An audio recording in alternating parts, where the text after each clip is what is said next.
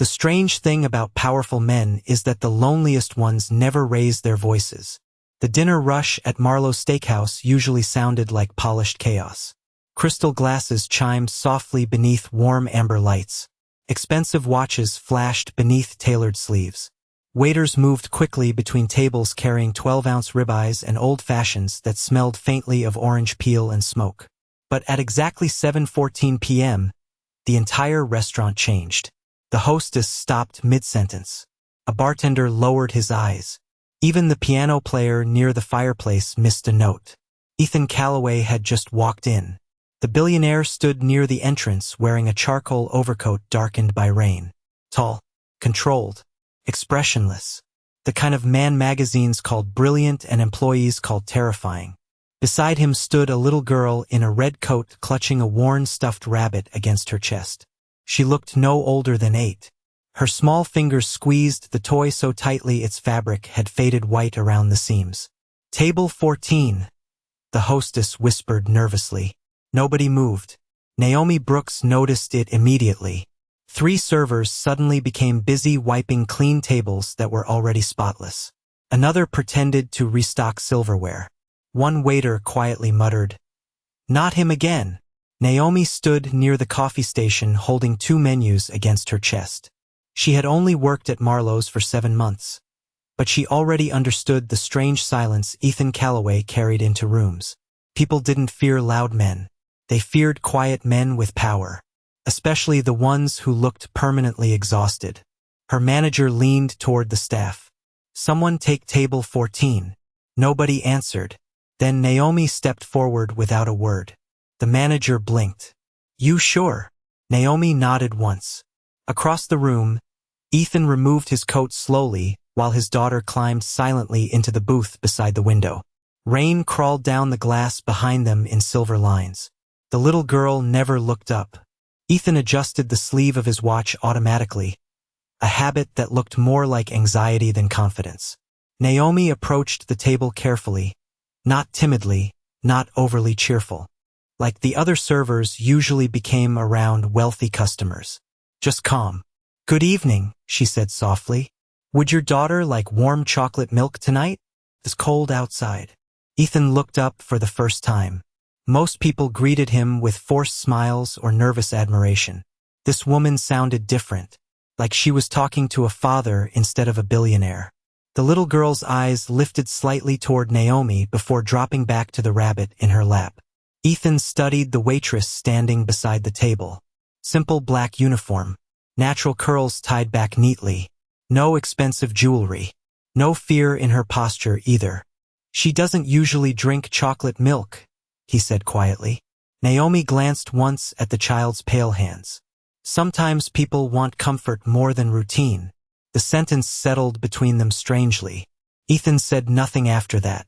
Naomi handed him the menu and walked away toward the kitchen while whispers immediately followed behind her. "She actually took his table?" one server murmured. "Poor girl." But Naomi never turned around. Near the booth, little Lily Calloway stared through the rain-covered window while her father sat across from her in complete silence. And for the first time in a very long time, Ethan noticed his daughter wasn't looking at the rain anymore. She was watching the waitress.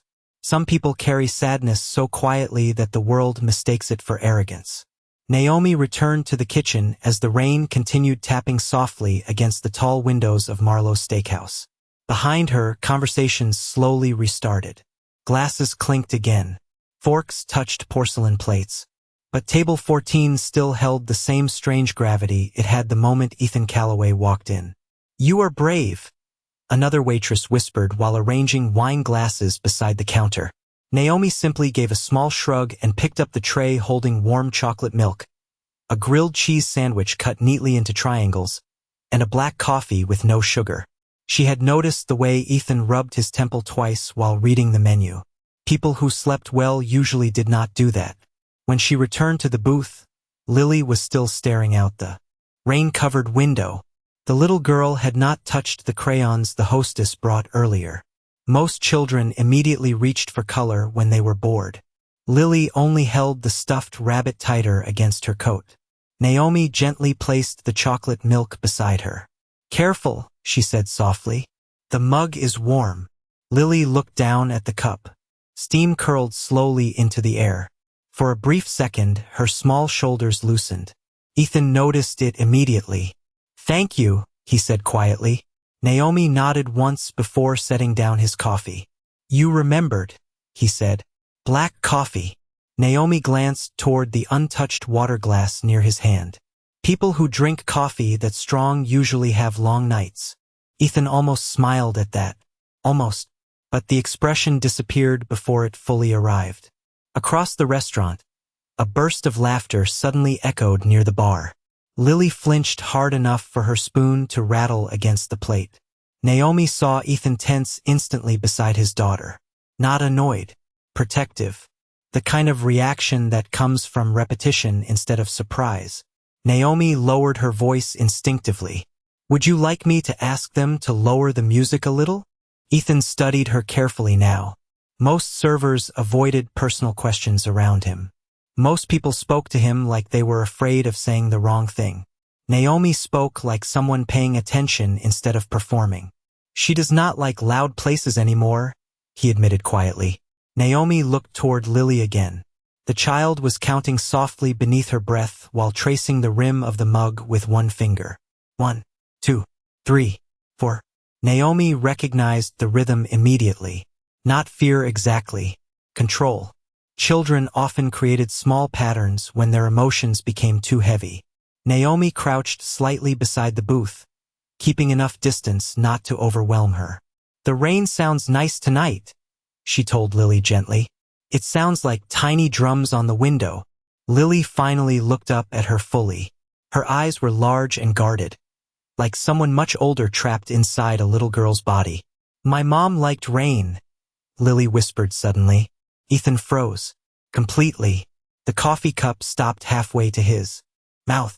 Naomi saw something break quietly behind his eyes. Not dramatic. Not visible to anyone else in the restaurant. Just exhaustion finally slipping through the cracks. Ethan lowered the cup slowly back onto the table.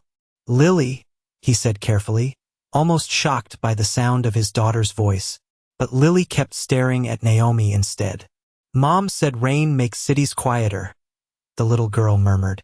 Naomi smiled softly. Your mom sounds smart.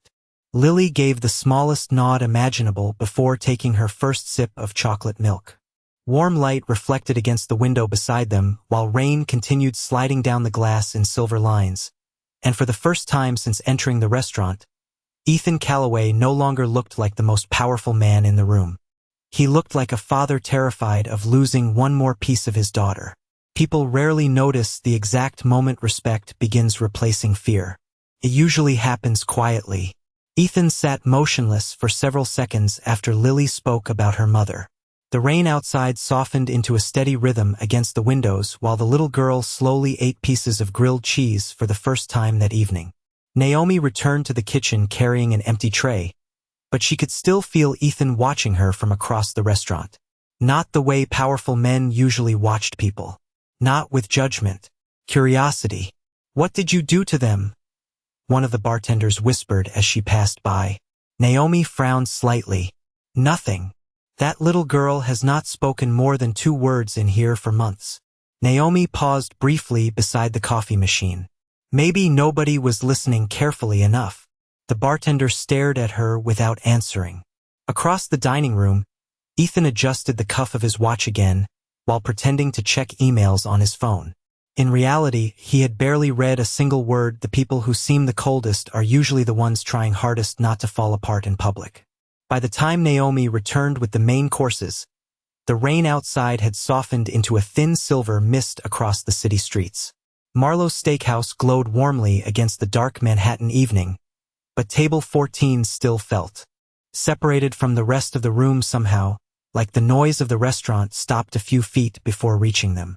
Ethan sat with one hand resting near his coffee cup while Lily quietly peeled apart pieces of grilled cheese beside the window. Naomi noticed something immediately. The little girl only ate the corners first. Careful, repetitive, predictable movements. Children created routines when the world no longer felt safe. Naomi set Ethan's steak carefully onto the table. Medium rare, she said softly. And extra fries for Lily. Ethan looked down at the plate. I did not order fries. Naomi glanced toward the child. I know. For the first time that evening, Lily's mouth twitched slightly, almost becoming a smile before disappearing again. Ethan saw it too. His eyes lingered on his daughter longer than before, like he was trying to memorize every small improvement before it vanished. You are good at reading people, he said quietly once Lily focused back on her food. Naomi adjusted the folded napkin near the edge of the table. No, she answered gently. I just pay attention when people stop pretending they are fine. The sentence landed harder than Ethan expected. Naomi walked back toward the kitchen, but she could still feel his eyes following her through the restaurant. Not because she impressed him. Men like Ethan Calloway had met beautiful people, educated people, ambitious people, but calm, unsettled, powerful men more than confidence ever could, especially when they no longer understood themselves. Near the service station, another waiter leaned closer toward Naomi. He keeps looking over here, he whispered. I heard he bought an entire hotel in Chicago last year because someone insulted him during a meeting. Naomi continued polishing silverware quietly. People exaggerate rich men because fear sounds exciting in stories. You are not nervous around him? Naomi looked briefly toward table 14. Ethan was cutting Lily's food into smaller pieces while pretending not to notice she was watching the rain instead of eating. No, she said softly. I think he is tired. A few minutes later, Ethan surprised her by standing from the booth and walking toward the coffee station alone. Conversations nearby lowered instantly as people recognized him moving through the restaurant. He stopped in front of Naomi, tall enough that most people instinctively straightened around him. Naomi did not. What made you think she would drink chocolate milk? He asked quietly. Naomi placed another cup beneath the espresso machine before answering. Because children who lose something important usually stop asking for comfort out loud. Ethan's jaw tightened almost invisibly. Naomi continued calmly. But sometimes they still hope someone notices. The espresso machine hissed softly between them. Steam curled upward into the warm restaurant light. Ethan glanced back toward the booth where Lily sat tracing raindrops down the glass with one finger. She has barely spoken since her mother passed away, he admitted quietly. Naomi nodded once, but she did not offer pity. That surprised him more than sympathy would have. Most people either feared him or softened around him after hearing about his wife. Naomi did neither. Silence is not always emptiness, she said gently. Sometimes it is protection. Ethan stared at her for several seconds without speaking. The entire restaurant still moved around them in polished rhythms, but something quieter had started shifting beneath the surface of the evening. For the first time in years, someone was speaking to Ethan Calloway like he was not a billionaire to impress or a problem to survive. Just a father who looked exhausted carrying grief alone. Sometimes the strongest people in a room are the ones who never ask anyone to notice their pain. The dinner crowd at Marlowe's had started thinning by 9 o'clock. Rain still shimmered against the windows outside, turning the Manhattan streets into long rivers of reflected gold and white light. Most tables had already moved into the soft quiet that came near the end of expensive meals. But table 14 remained strangely untouched by time. Ethan Calloway had barely eaten half his steak. His coffee sat cold beside him now, forgotten beneath the weight of thoughts he clearly could not silence. Across from him, Lily slowly colored tiny blue circles onto the back of a paper napkin Naomi had left for her. It was the first time the child had touched anything playful all evening. Naomi noticed immediately. She also noticed Ethan pretending not to stare every time Lily moved. Parents who feared losing their children often watched them like people checking whether breathing was still happening. Naomi approached the table carefully with a small dessert plate balanced in her hand. 1 slice of chocolate cake. 2 forks. We did not order dessert, Ethan said automatically. Naomi placed the plate down anyway. It is on the house. Ethan glanced at the cake, then at her. Why? Naomi looked toward Lily before answering softly. Because children deserve sweetness after difficult days. Lily's eyes lifted toward the dessert for half a second before dropping again. Ethan exhaled quietly through his nose, almost like the sentence hurt him in a place he had spent years protecting. "You say things," he murmured, "like you already know us." Naomi folded her hands lightly in front of her apron. "No," she answered calmly. "I just know grief changes how people sit in rooms." Ethan looked away after that, toward the rain, toward the city lights beyond the glass, toward anywhere except the woman standing calmly in front of him seeing too much. After a long silence, he finally spoke again. "Most people become uncomfortable around me after 5 minutes." Naomi gave the faintest smile. "That is because they meet your reputation before they meet you." Ethan almost laughed at that, but the sound never fully arrived. It stayed trapped somewhere behind exhaustion. Lily carefully pushed the second fork toward her father without speaking. Ethan stared down at it for a moment before quietly taking it. Naomi noticed the small gesture immediately. So did he. Tiny moments mattered most in broken families. Not grand speeches. Not dramatic apologies. Just proof that connection still existed beneath all the silence. Near the kitchen entrance, 2 servers watched table 14 nervously. One whispered, "He has been here almost 2 hours. That has never happened before." Naomi ignored them. Ethan cut a small piece of chocolate cake and placed it gently onto Lily's plate first. The little girl finally took a bite, then another. A soft warmth settled over the booth that had not been there earlier in the evening. Not happiness exactly, but something close enough to hope that it frightened Ethan more than sadness ever had. He looked up at Naomi again. "Do you have children?" he asked quietly. Naomi shook her head once. "No." "Then how do you understand her so well?" The question lingered carefully between them. Naomi hesitated for the first time all night. Just briefly. "Because," she said softly, "I was a quiet child once too." Ethan studied her face closely now, like he was realizing there were entire chapters behind her calm voice that nobody in the restaurant had bothered asking about. Before he could say another word, a loud burst of laughter suddenly exploded near the bar, as a group celebrating a business deal knocked over a tray of glasses. The sharp crash echoed violently through the restaurant. Lily froze instantly. The fork slipped from her hand onto the plate with a metallic clatter. Ethan turned toward his daughter in alarm, but Naomi moved first. Some moments reveal who people truly are before they even have time to think. The sharp crash of breaking glass echoed across Marlowe's steakhouse like sudden thunder. Conversations stopped instantly. A server gasped near the bar. Someone laughed nervously while apologizing for the accident. But at table 14, the sound had already done its damage. Lily's entire body stiffened. Her breathing became shallow and uneven as the fork slipped from her fingers onto the dessert plate. Ethan reacted immediately, leaning toward his daughter. "Lily," he said carefully. "Hey, sweetheart. Look at me." But the little girl was no longer seeing the restaurant. Her small hands covered her ears while her shoulders trembled beneath the red coat.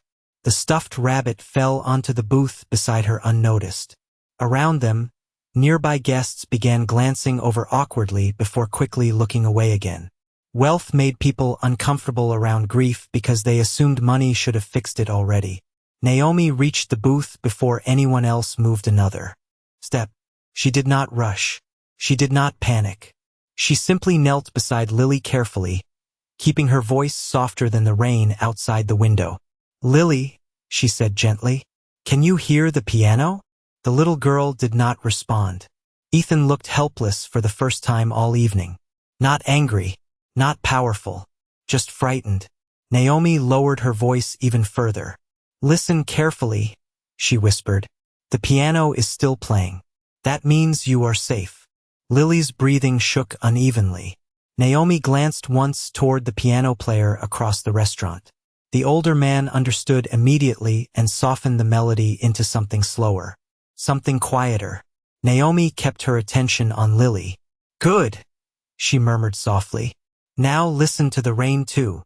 The child's fingers slowly loosened against her ears. "That sound means the storm is outside, not here." Ethan stared at Naomi in complete silence. The restaurant around them had faded entirely from his attention now. There was only his daughter and the waitress somehow guiding her gently back from panic without touching her once. "Can you count the piano notes with me?" Naomi asked softly. 1, 2, 3. Lily's breathing slowly followed the rhythm. The trembling in her shoulders began easing little by little. Ethan lowered his eyes briefly, pressing one hand against his mouth like he was trying to hold himself together. Naomi noticed but pretended not to. Some people needed dignity more than comfort. After nearly a minute, Lily finally looked up again. Her eyes were wet with fear and exhaustion, but present now.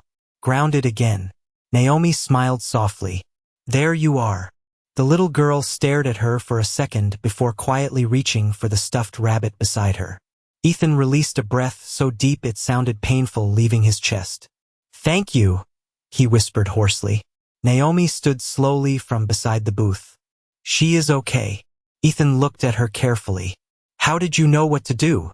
The question hung heavily between them. Naomi adjusted the sleeve of her uniform calmly. "Because when I was little," she said softly, "loud sounds used to scare me too." Ethan frowned slightly, studying her face more closely now. "What happened?" For the first time that evening, Naomi hesitated. Just for a heartbeat. Then she gave the smallest shake of her head. "Not every story belongs in public," she answered quietly. The sentence settled deeply inside Ethan for reasons he could not fully explain. Nearby conversations slowly resumed around the restaurant, but something had changed permanently at table 14. Lily had calmed down more in 2 minutes with Naomi than during entire therapy sessions Ethan had paid thousands of dollars for over the last 2 years. And for the first time since his wife died, Ethan Calloway found himself looking at someone not because of beauty, power, or status, but because her quietness felt stronger than everything money had ever given him. People rarely remember the loudest person in a room. They remember the one who made them feel safe when everything inside them was shaking. The restaurant slowly returned to normal after the broken glasses were cleaned away, but table 14 no longer felt like the same place. Something softer had settled there now. Lily sat curled quietly against the booth with her stuffed rabbit tucked beneath one arm while absent-mindedly tracing tiny circles onto the fogged window beside her. The fear had left her eyes little by little, replaced by the fragile exhaustion children carried after crying too hard for too long. Ethan remained unusually silent across from her. Not the cold silence people feared from powerful men. This silence was heavier, thoughtful, like he had just witnessed something he could not explain with logic or money. Naomi returned with a fresh cup of hot tea and carefully placed it beside Lily instead of coffee for Ethan this time. "Chamomile," she said softly. "It helps after stressful moments." Ethan glanced at the tea. "That was supposed to be for me?" Naomi nodded once. "You look more tired than she does." A quiet breath escaped him that almost sounded like laughter. "Almost. You always talk to customers like this?" Naomi folded the cloth napkin neatly onto the edge of her tray. "Only the honest ones."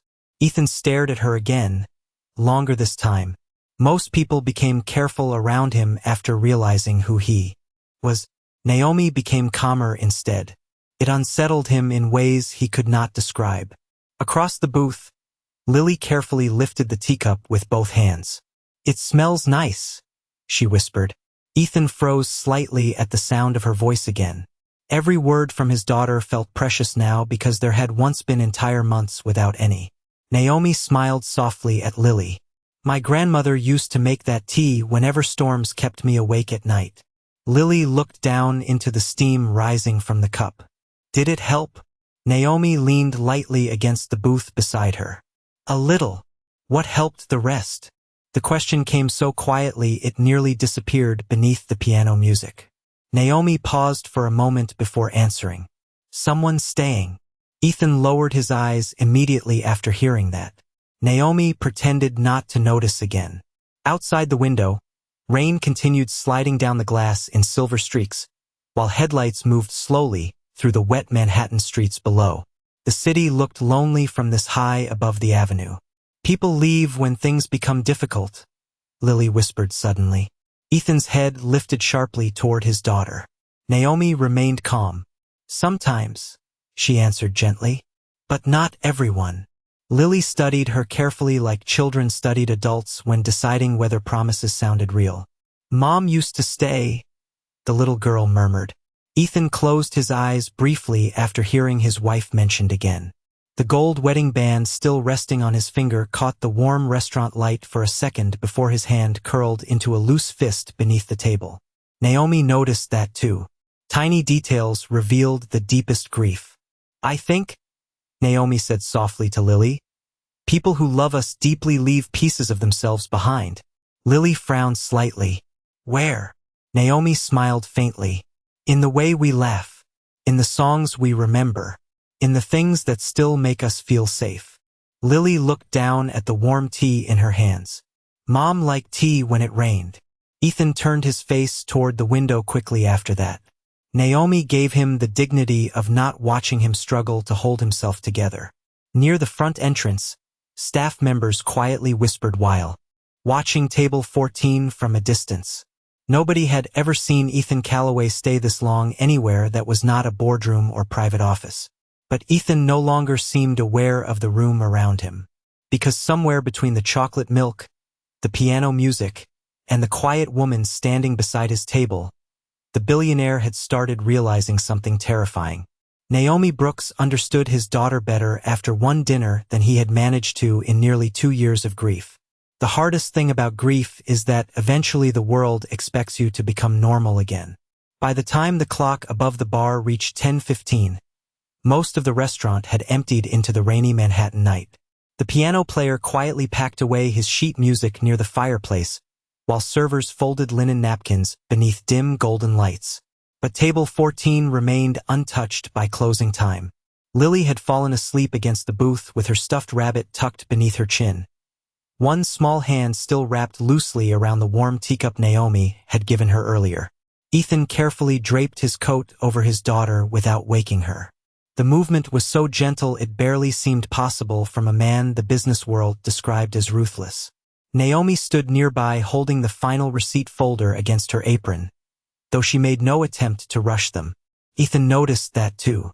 "Most restaurants would have asked us to leave by now," he said quietly. Naomi glanced around the nearly empty dining room. "Most people are not carrying a sleeping child through the rain." Ethan looked down at Lily for several seconds before speaking again. "She has not fallen asleep peacefully in public since her mother died." Naomi remained silent. Some sentences were too heavy to interrupt. Outside the window, rainwater shimmered beneath passing headlights, while distant traffic hummed softly through the city below.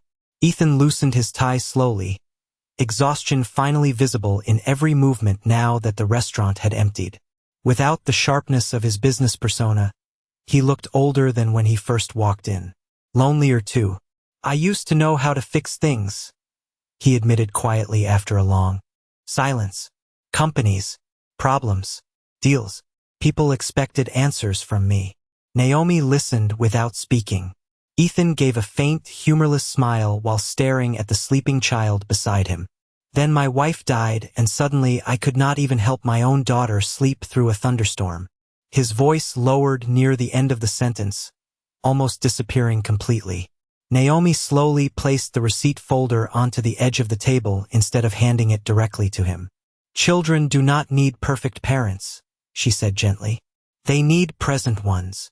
Ethan lifted his eyes toward her immediately. The sentence struck deeper than he expected. Naomi continued softly, "You keep looking at yourself like you failed because she is hurting." Ethan swallowed quietly but said nothing. "But grief is proof that love existed," Naomi said. "That is not failure." The restaurant became completely silent around them after that. Even the piano music had ended now. Only rain remained. Ethan stared at the untouched receipt folder for several long seconds before finally asking the question that had been sitting beneath everything all evening. "Who are you really, Naomi?" She blinked slightly at that. "A waitress." "No," his voice stayed calm but certain. "People do not learn how to help panic attacks by accident." Naomi lowered her eyes briefly. For the first time since meeting him, she looked unsure whether to answer. I studied child psychology in college, she admitted quietly. Ethan frowned slightly. Studied? Naomi nodded once. A long time ago. What happened? She looked toward the rain-covered windows instead of him. Life became expensive. Ethan understood immediately. The answer carried too much exhaustion to need details. He studied her differently after that. Not as a waitress anymore. Not even as a stranger. But as someone who had once been close to becoming something else before sacrifice quietly changed the direction of her life. Lily shifted slightly in her sleep, then murmured something too soft to understand. Naomi instinctively moved closer to steady the teacup before it tipped over. Ethan watched the gesture carefully. Small, automatic, protective, the kind of kindness people showed when caring had become part of who they were.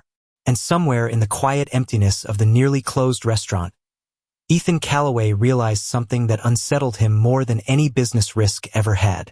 Naomi Brooks had walked into his life for only a few hours, yet somehow she already understood the two people he loved most better than the world that had surrounded them for years. Some people change your life quietly without asking for attention, without even realizing they are doing it. Naomi stood near the front counter while the last few employees cleaned the restaurant in tired silence. Chairs scraped softly across polished floors. Glasses disappeared into racks behind the bar. Outside, Manhattan still shimmered beneath cold rain and distant headlights. At table 14, Ethan remained seated beside his sleeping daughter longer than necessary, as though leaving the restaurant meant returning to the version of life waiting outside those windows. A life filled with empty penthouses, unread bedtime stories, and conversations that ended too quickly. Naomi gently picked up the untouched dessert plate from the edge of the booth. "You should get her home before the rain gets heavier," she said softly. Ethan nodded, but he did not stand immediately. His eyes stayed on Lily sleeping peacefully beneath his coat. "I forgot she looked like this," he admitted quietly. Naomi paused. "Like what?" Ethan swallowed once before answering. "Safe." The word settled heavily between them. Naomi lowered her gaze briefly, giving the moment room to breathe. Ethan finally rose carefully from the booth and lifted Lily gently into his arms without waking her. The little girl instinctively rested her head against his shoulder, still clutching the stuffed rabbit beneath one arm. Naomi noticed Ethan close his eyes for half a second the moment Lily relaxed against him. Even exhausted children still knew where home was supposed to be. Ethan looked toward Naomi again once he adjusted Lily's coat. "Thank you," he said quietly, "for tonight." Naomi gave a small shake of her head. "You do not owe me gratitude for caring about a child." Ethan almost smiled again at that familiar calmness in her voice. "Most people in my world do." Naomi picked up the receipt folder from the table and handed it to him. Ethan reached into his jacket pocket for his wallet, but Naomi stopped him gently. "It has already been covered." Ethan frowned immediately. "By who?" "Me." He stared at her in disbelief. "Naomi, dinner here costs more than most people spend on groceries in a week." "I know. Why would you do that?" Naomi glanced once toward Lily sleeping peacefully against his shoulder before answering. "Because some nights matter more than money." Ethan stood completely still after hearing that. In boardrooms, people measured value in numbers, contracts, percentages, ownership. But this woman standing in a simple black uniform kept speaking in truths money could not buy. And somehow that unsettled him more than any negotiation ever had. "You barely know us," he said quietly. Naomi looked at him calmly beneath the warm restaurant lights. "No," she answered softly. "I think lonely people recognize each other very quickly." For a moment, neither of them spoke. Rain tapped softly against the tall windows while the city moved endlessly outside. Somewhere near the kitchen, an employee turned off the final row of overhead lights, leaving the restaurant wrapped in softer shadows now. Ethan looked different in the dimness, less like a billionaire, more like a tired man carrying the weight of surviving something he never healed from. "Will you be here tomorrow night?" he asked suddenly. Naomi blinked once, surprised by the question. Then she nodded carefully. "I usually work evenings." Ethan lowered his eyes briefly, almost thoughtful. Lily has not asked to come back anywhere in a long time. Naomi glanced toward the sleeping child. A strand of dark hair rested against Lily's cheek while her small hand lightly gripped her father's collar even in sleep. Then maybe, Naomi said gently, she finally found somewhere that does not feel so heavy. Ethan looked at Naomi one last time before turning toward the entrance. But just before reaching the door, Lily stirred slightly against his shoulder. Her sleepy voice barely rose above the sound of rain. "Daddy!" Ethan immediately softened. "Yes, sweetheart." The little girl opened her tired eyes halfway and looked past him toward Naomi, standing quietly beneath the amber lights of the nearly empty restaurant. "Can we come back tomorrow?" Ethan stared at his daughter for a long second before slowly turning toward Naomi again. And in that moment, something inside him shifted quietly forever. Because for the first time since losing his wife, his daughter was not asking to go home. She was asking to return to hope.